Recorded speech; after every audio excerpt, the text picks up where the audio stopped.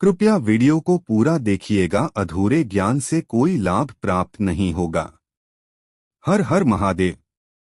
आज 16 अगस्त दिन बुधवार के दिन साल की सबसे बड़ी अमावस्या अधिक मास अमावस्या होगी। इसके बाद सावन दोबारा से शुरू हो जाएगा। ऐसा दुर्लभ संयोग अपने आप में अद्भुत है।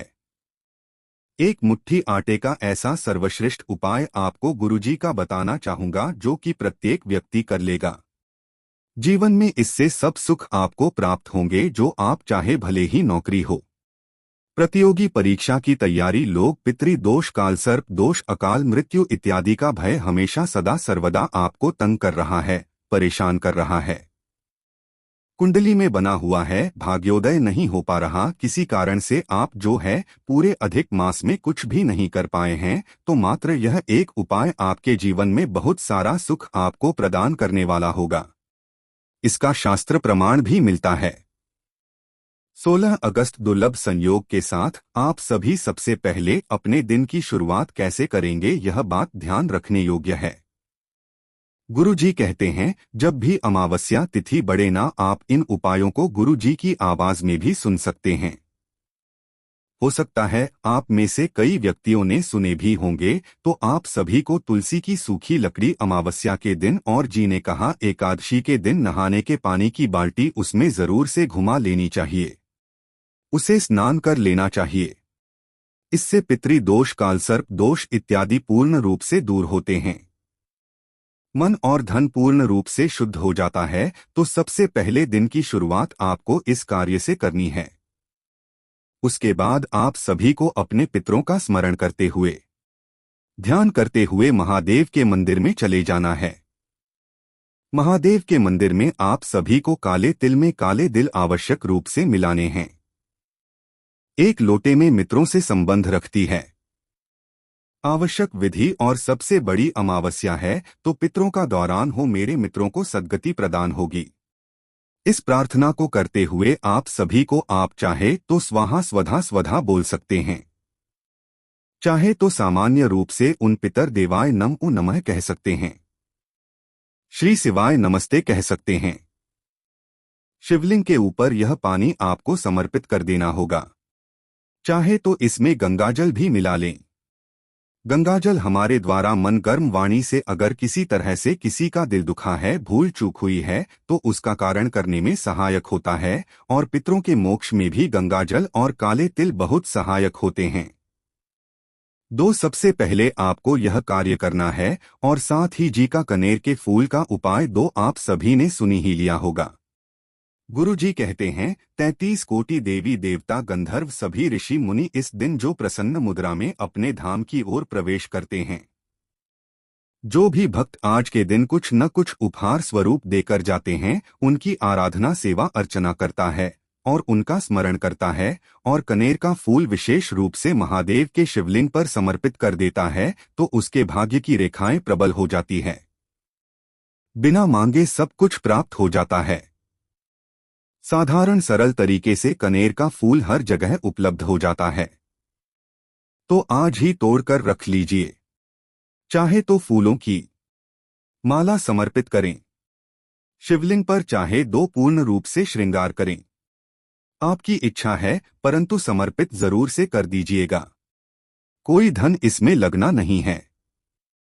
ठीक है, यह कार्य कर लिया। इसके बाद आपको पीपल को सीखना जरूर है। अधिक मास संपूर्ण रूप से फल इसका प्राप्त होगा। पीपल सींचने की महत्वता इस महीने सर्वाधिक कही गई है।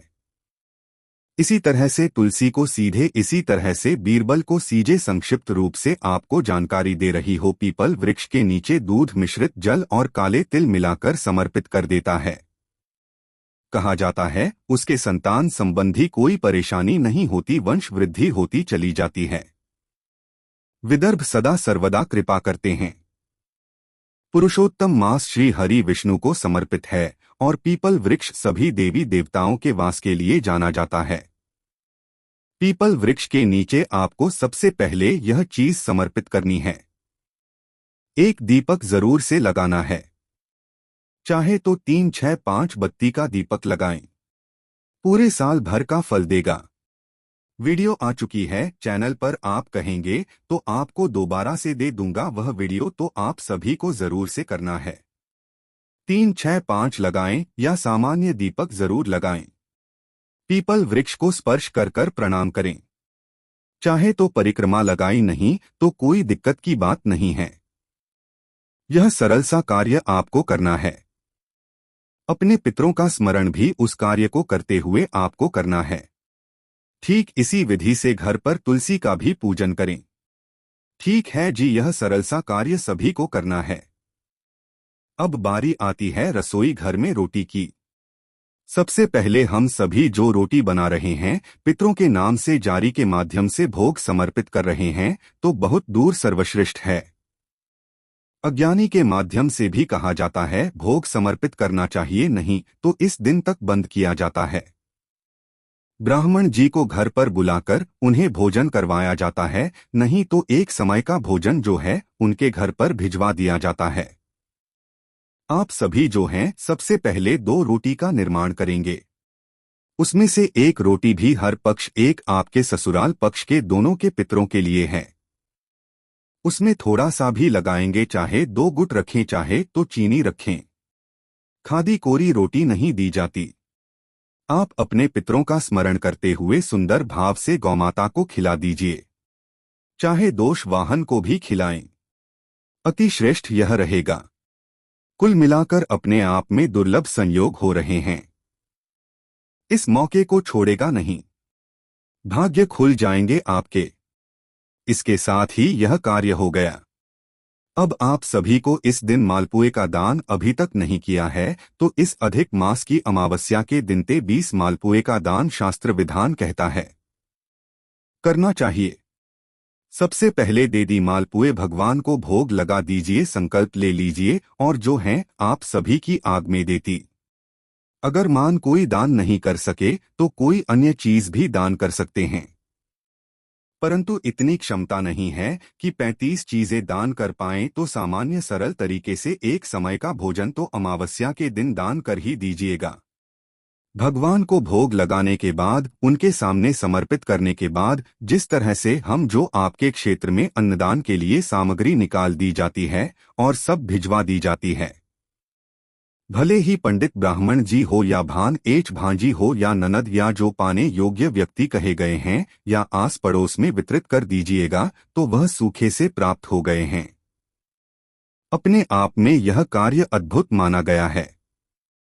घर के देखिएगा, निश्चित ही लाभ मिलेगा। अब बात कर लेते हैं अगले उपाय की। अगला उपाय इस तरह से है, जिसमें गुरुजी कहते हैं आप सभी को आवश्यक रूप से, गुरुजी तो वहां कावड़ यात्रा निकालेंगे।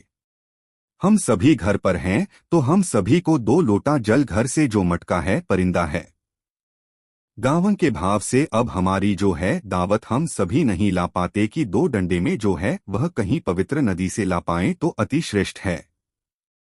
कहीं आसपास कोई नदी बहती है तो वहां से लेकर जाइए, नहीं तो घर से ही 2 लोटा जल लेकर काव्य के भाव से श्री शिवाय नमस्ते हैं महामंत्र का जाप करते हुए कि महादेव कावरे का जल आपको समर्पित कर रहे हैं।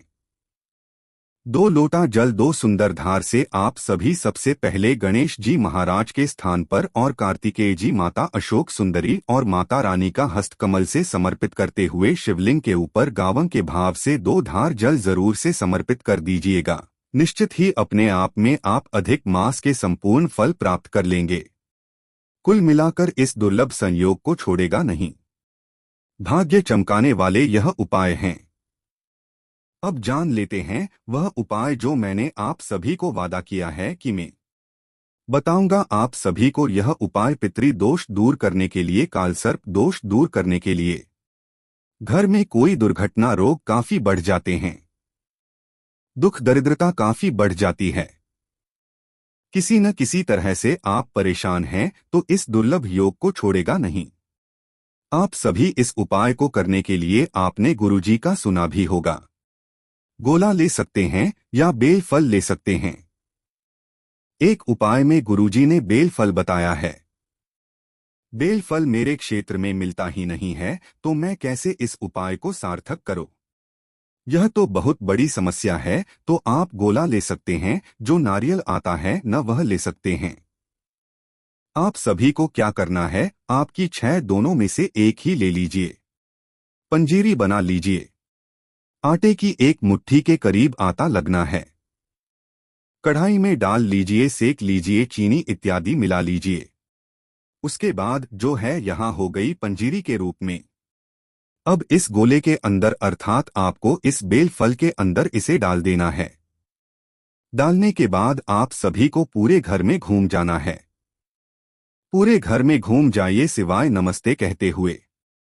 घर के प्रत्येक सदस्य को जो है स्पर्श करा लीजिए। अब किसी भी सुनसान स्थान पर चाहे तो पीपल वृक्ष के नीचे डाल दीजिए, चाहे तो किसी सुनसान स्थान पर जहां पर पूर्ण रूप से थोड़ा सा गड्ढा खोदकर डाल दीजिए, धरती पर समाहित हो जाएगा। और इससे जो है यह तो रामबाण उपाय है। गुरुजी ही नहीं, कई पंडित जीवित जन्म जो हैं, जो जानते हैं शास्त्रों के विधा को, सब इस उपाय को बताते हैं। तो इस पवित्र दिन पर यह एक दान के रूप में भी है। कैसे कहेंगे? जो जीव जंतु जमीन के अंदर रहते हैं, धीरे धीरे इसे खाते हैं, खाते जाते हैं। चींटियां हो गई, कोई अन्य चीज हो गई, तो आपको जो है एक अलग ही तरह का इससे नवग्रहों की दशा सुधर दी है। और सभी जो दोष होते हैं वह धीरे धीरे, अंगदान का भी इससे बड़ा फल प्राप्त होता है और दोष धीरे धीरे शांत होते चले जाते हैं। यह दुर्लभ उपाय आपको दान का भी फल देगा और सभी दोषों से भी दूर करने में सहायक होगा। करके देखिएगा, निश्चित ही लाभ होगा। जहां होगा उपाय, अब बात कर लेते हैं दीपदान की। इस दिन दीपदान कैसे भूला जा सकता है? इस दिन तो अपने आप से दीपदान करना है। पवित्र बहती हुई नदी, पीपल वृक्ष, बेलपत्र वृक्ष, महादेव और श्रीहरि विष्णु का मंदिर। इस दिन श्री हरि विष्णु का भी विशेष भोजन करने का विधान है। करके देखिएगा, निश्चित ही लाभ होगा। घर के मुख्य द्वार पर दीप लगाना है और साथ ही आप सभी को जो घर पर तुलसी है और अपने पितरों का स्मरण करते हुए सभी स्थानों पर दीपक लगाना है। घर के मुख्य द्वार पर तो कम से कम कहीं नहीं जा सकते, तो 5 दीपक तो जरूर से लगाएगा। उपयोगी वीडियो रहा आपके लिए है। बच्चे जो है जानकारी समझ में आई, सहयोगी रही हो तो कृपया लाइक करें, शेयर करें। मंत्रों का दान करते हुए श्री शिवाय नमस्ते, हर हर महादेव कमेंट्स के द्वारा जरूर लिखिएगा कैसा लगा वीडियो, मुझे बताइएगा। मेरा उत्साह इससे बढ़ता है। जय श्री राधे, हर हर महादेव।